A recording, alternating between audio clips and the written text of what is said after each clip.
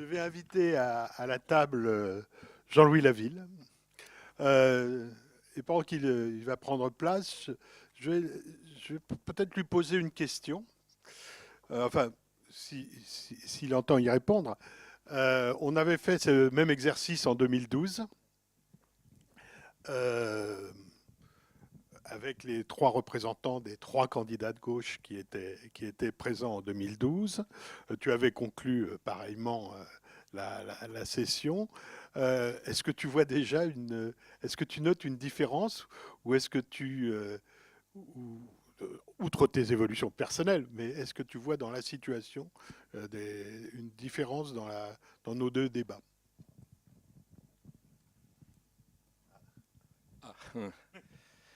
Je pense que il faut resituer le moment où on discute dans un processus historique. C'est-à-dire que je crois qu'il y a eu deux évolutions que l'on peut rappeler. Ça paraît simple, mais je pense que c'est bien quand même de se le remémorer. C'est qu'aucune force de gauche, il y a 30 ans, ne parlait d'économie sociale et solidaire. Il y a eu tout un ensemble d'initiatives qui ont permis, dans la société civile, que cette thématique redevienne une thématique d'actualité. Ce qui s'est passé dans la première décennie du XXIe siècle, c'est que pour la première fois, plus de 30 pays sur tous les continents ont adopté de nouvelles politiques publiques ou de nouvelles lois cadres dans la direction de l'économie sociale et solidaire. Et cette reconnaissance partielle n'est dans aucun des pays satisfaisante. Je pense que nous sommes un peu, en France aussi, comme dans d'autres contextes, au milieu du gué. C'est-à-dire que je crois qu'il y a à la fois un certain nombre d'avancées et en même temps, on voit bien qu'il y a un certain nombre de tensions. Prenons deux exemples. Je pense que dans le programme qui est celui de Benoît Hamon, il y a la mise en exergue de l'innovation sociale qui doit être traitée au même niveau que l'innovation technologique. Rappelons où nous en sommes aujourd'hui, c'est-à-dire qu'aujourd'hui, ce qui est investi d'argent public dans l'innovation sociale, c'est moins de 1/1000 de ce qui est investi dans l'innovation technologique. Donc on en est extrêmement loin. Par contre, il y a des thématiques sur lesquelles on voit bien qu'il y a des ambiguïtés. Par exemple, est mise en avant la notion d'entrepreneuriat culturel, alors que des réseaux de l'économie sociale et solidaire se battent aujourd'hui contre l'entrepreneuriat culturel en considérant qu'il s'agit effectivement d'un détournement de l'économie sociale et solidaire au profit d'une démarche strictement entrepreneuriale et dépourvue de dimension citoyenne. Entrepreneuriat social, tu veux dire? C'est entrepreneuriat culturel qui est mentionné dans le programme. Du côté de la France insoumise, on voit bien qu'il y a la tentative, et je crois que ça a été dit, on ne peut être que dans cette direction, de voir comment c'est par une nouvelle alliance entre société civile et pouvoir public qu'il est possible de lutter contre la démesure du capital. Mais en même temps, on voit bien que ceci est immédiatement suivi de difficultés.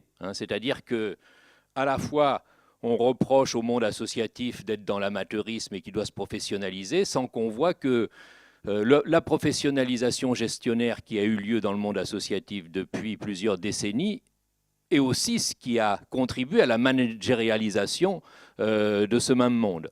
Donc on est finalement dans des ambiguïtés et je crois que ces ambiguïtés, elles sont normales dans un processus qui est un processus de travail. Je crois simplement que ce qui apparaît d'intéressant dans la discussion qui vient d'avoir lieu, c'est que ça met en exergue le problème de méthode.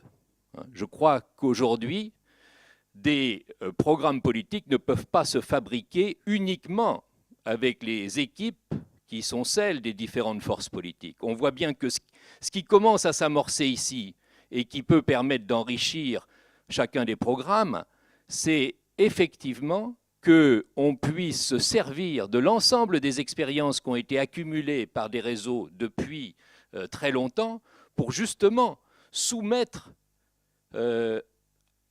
aux leçons de l'expérience un certain nombre de suggestions politiques. Et là, on voit bien que ce travail collectif, il n'a pas vraiment encore commencé, et je crois que c'est ça qui est important aussi à mettre en travail.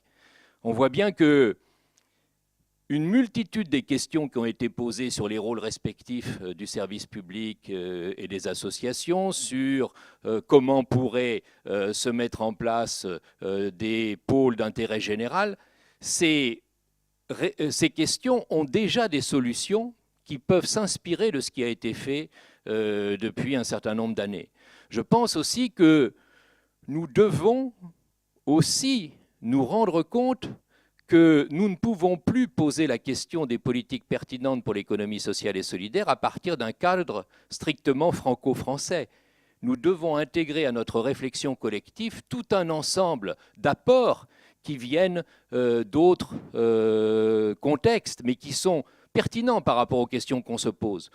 Je citerai 2-3 exemples. L'extraordinaire production en Amérique du Sud de contributions sur réinventer l'État. Qu'est-ce que ça veut dire qu'un retour de l'État après le néolibéralisme qui ne soit pas un retour à l'étatisme antérieur? Et là-dessus, on peut alimenter nos discussions d'une multitude de contributions qui ont été faites en Amérique du Sud et qui sont tout à fait passionnantes. On peut prendre appui sur l'exemple québécois pour résoudre la question qu'on était en train d'aborder. Est-ce qu'il faut municipaliser le service de la petite enfance ou est-ce qu'il faut le garder associatif? Ce que nous dit l'exemple québécois, c'est qu'à travers 40 ans de débats entre la société civile et les pouvoirs publics, il a été possible d'inventer une nouvelle génération de services publics qui repose sur un réseau associatif, avec une régulation de la part des pouvoirs publics, mais un maintien des formes associatives au niveau de la prestation de services pour que celle-ci soit moins standardisée que si elle était conçue à partir d'un pouvoir central. Donc on a des choses sur lesquelles véritablement on peut étayer notre réflexion collective. On voit bien aussi que ce qui se passe, on en discutait dans cette salle même il y a quelques semaines dans des municipalités comme celle de Barcelone, c'est un réancrage dans les quartiers du service public municipal dans l'expression citoyenne, ce qui se joue par exemple à travers un certain nombre d'équipements qui s'inscrivent dans la lignée des Ateneos Populares et qui ont été mobilisés pour rénover, renouveler le service public. Donc je crois qu'on a tout un ensemble de points sur lesquels on peut appuyer ce qui est la réflexion collective. Il me semble néanmoins qu'il reste des obstacles que je dirais presque des obstacles cognitifs, des obstacles qui viennent de tout ce qu'on a intériorisé depuis très longtemps. Et pour aborder ce point, je suis frappé par la différence de vocabulaire qu'il y avait ce matin quand on discutait avec des lycéens à Compiègne d'économie sociale et solidaire et le vocabulaire qui est mobilisé dans la réflexion politique.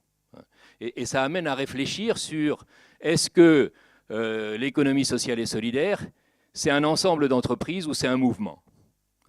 Et je crois que de ce point de vue-là, et je reprendrai la suggestion qui a été faite tout à l'heure, il est urgent pour penser l'avenir de revisiter l'histoire. En fait, on nous a raconté une histoire de l'économie sociale et solidaire qui est une histoire convenue, conformiste, dans laquelle, au départ, il y avait des utopistes gentils mais naïfs, et que quand ils sont devenus adultes, ils ont fait dans le socialisme scientifique et ils ont enfin pu avoir une action qui soit à la hauteur des enjeux. Je pense que cette lecture du XIXe siècle qu'on nous a rabattue est une lecture fausse. C'est-à-dire qu'il faut redécouvrir d'où vient l'économie sociale et solidaire. Et l'économie sociale et solidaire, elle vient de la première moitié du XIXe siècle, si on reste dans le cadre français, qui est un associationnisme populaire qui voulait, par la solidarité démocratique, réaliser les principes de liberté, d'égalité et de fraternité. C'est-à-dire que ce qu'il y avait dans ce moment fondateur dont on a occulté la mémoire, dans l'histoire officielle qui s'est inventée au second XIXe siècle et qui est une relecture de ce qui s'était passé antérieurement, on avait la dimension mouvement et la dimension entreprise qui étaient complètement indissociables. Le problème que l'on connaît à gauche depuis le second XIXe siècle, c'est que l'on a scindé ceux qui s'occupent de mouvement et ceux qui s'occupent de l'entreprise. C'est-à-dire que la dimension mouvementiste, elle a été faite dans les appartenances partidaires et syndicales, pour l'essentiel, et la dimension entreprise non capitaliste, c'est l'économie sociale qui a voulu se l'attribuer.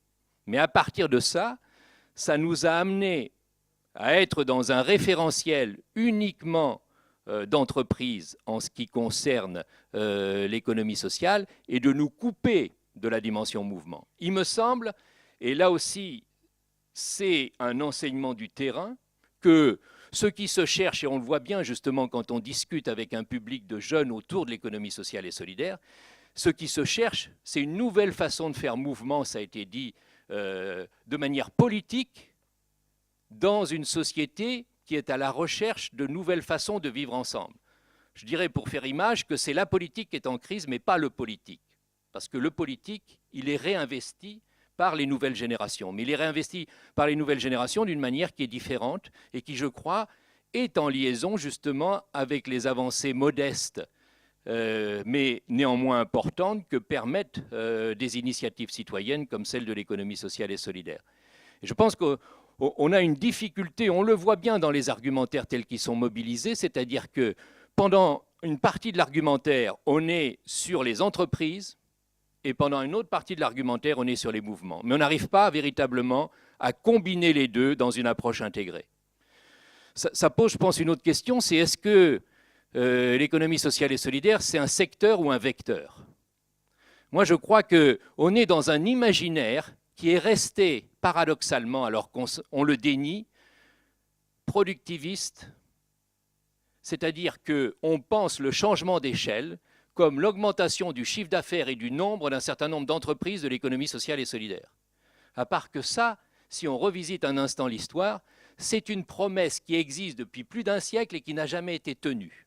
C'est-à-dire, ça a toujours été le projet coopératif de changer le marché, et la réalité, c'était rappelé tout à l'heure, c'est le marché qui a changé les coopératives. Donc je pense que si on est encore dans cet imaginaire, on va changer d'échelle et puis on va passer de 10% à 12%, puis à 15% et on va enfin compter, on reste dans un imaginaire qui aujourd'hui est désuet. Et je crois que c'est pour ça qu'il ne faut pas rabattre l'économie sociale et solidaire à un ensemble d'entreprises. L'économie sociale et solidaire, ce sont des organisations productives, ce sont incontestablement des entreprises, mais ce n'est pas simplement ça.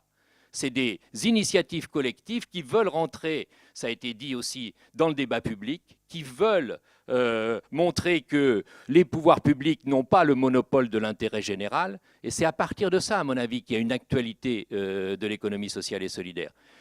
Donc je pense que l'économie sociale et solidaire, c'est un vecteur de transition sociale, écologique et démocratique, dans un moment, ça a été aussi dit à l'instant, de tension. C'est-à-dire que si on n'arrive pas à faire le lien entre des forces politiques progressistes et l'économie sociale et solidaire dans la version qui a été développée ici, on voit bien que l'on va vers des solutions qui sont des solutions soit technocratiques, soit autoritaristes. Et c'est pour ça que le sujet dont on essaie de débattre, c'est un sujet qui est important politiquement. Parce qu'il faut qu'on reconstruise une alliance sur d'autres bases et que l'on sorte des ambivalences qui sont celles aujourd'hui à travers lesquelles l'économie sociale et solidaire est prise par les forces politiques. Mais ces ambivalences sont tout à fait normales dans un travail qui doit être un travail qui continue. Il s'agit là de prendre des habitudes, de s'écouter mutuellement entre les acteurs de la société civile, les responsables publics qui ont à prendre des décisions, et puis je rajouterai, pour finir par ma chapelle, aussi des chercheurs. Parce qu'il y a aujourd'hui des dizaines de chercheurs qui ont travaillé là-dessus, qui sont disponibles, qui l'ont dit, et qui n'ont jamais été sollicités dans cette réflexion collective. Donc je crois qu'il serait dommage de continuer, quand on parle de l'économie sociale et solidaire dans l'enseignement supérieur, de citer 2 ou 3 écoles de commerce qui ont des chaires sur l'entrepreneuriat social, et de ne pas prendre en compte qu'il y a aujourd'hui une trentaine d'universités qui sont réunies dans un réseau interuniversitaire sur l'économie sociale et solidaire, où là encore, il y a des matériaux qui ont été réunis pour essayer de travailler sur ces questions. Donc je pense que c'est aussi une méthode de travail basée sur cette triangulation entre acteurs de la société civile, responsables publics et recherche qui va nous permettre d'aller plus loin dans l'élaboration de programmes qui, parce que c'est une question cruciale pour la démocratie de demain, ne peut pas être traités dans l'opacité. Ce que l'on voit bien aussi, c'est qu'il y a un paradoxe entre la conviction qu'on essaie d'émettre ici de ce que c'est un problème grave pour le devenir de la démocratie et le fait que, il faut être clair, l'économie sociale et solidaire, dans l'expression des candidats, reste absolument invisible et donc n'est pas du tout portée dans un débat plus large qui puisse être un débat entendable par l'ensemble des citoyens. Donc je crois qu'il faut qu'on situe le travail qui se fait là aussi, pas simplement par rapport à des échéances nationales dont on sait à travers quel jeu médiatique elle est perçue, mais aussi à travers les échéances législatives et les échéances municipales qui vont leur succéder. Et ça aussi, ça a été dit avec force tout à l'heure.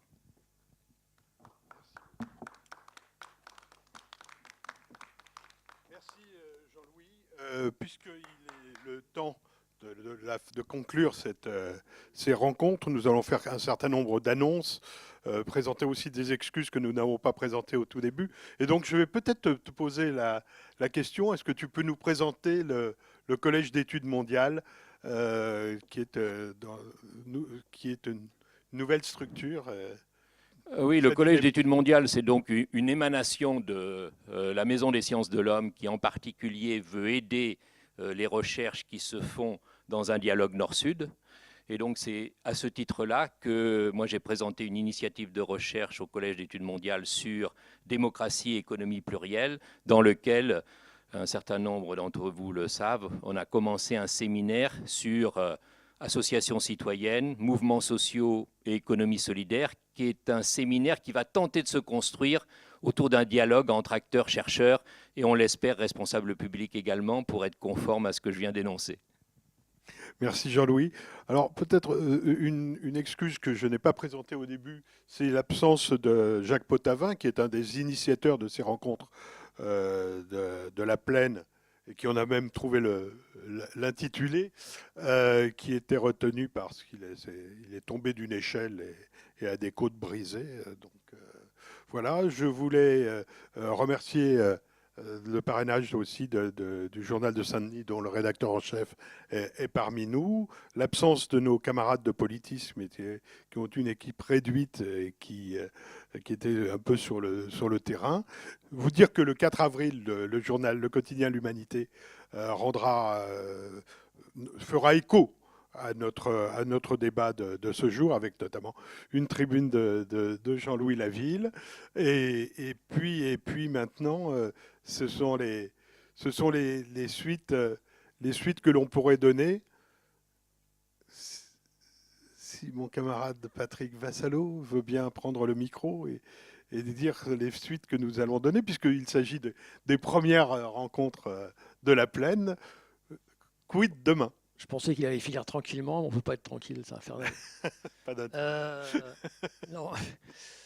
Voilà. Non, enfin, moi, ce qui me semble, c'est que toute la journée là aurait mérité bien sûr une participation plus fournie, mais a pointé quand même toute une série de questions qui justifient amplement que l'on puisse poursuivre ces rencontres, peut-être pas sous la forme d'une journée qui est très chronophage, mais l'idée a été lancée ce midi d'y aller plutôt sur un samedi matin tous les 2, 3, 4 mois. Voilà.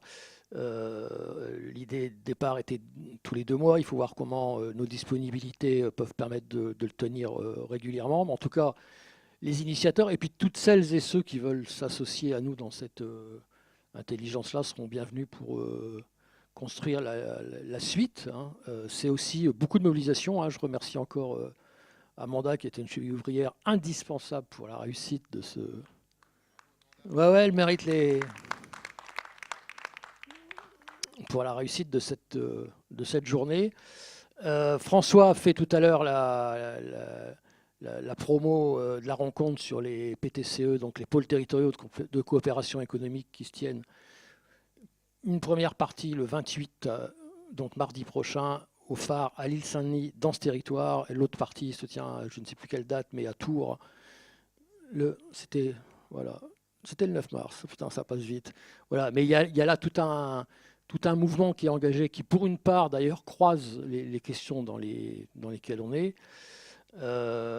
Et puis sur la question de qu'est-ce qui aujourd'hui fait le service public et donc ce que j'appelle la servitude publique. Qu'est-ce qui fait le commun et donc les services communs et par là même où s'arrête et où commence le champ de la réappropriation sociale.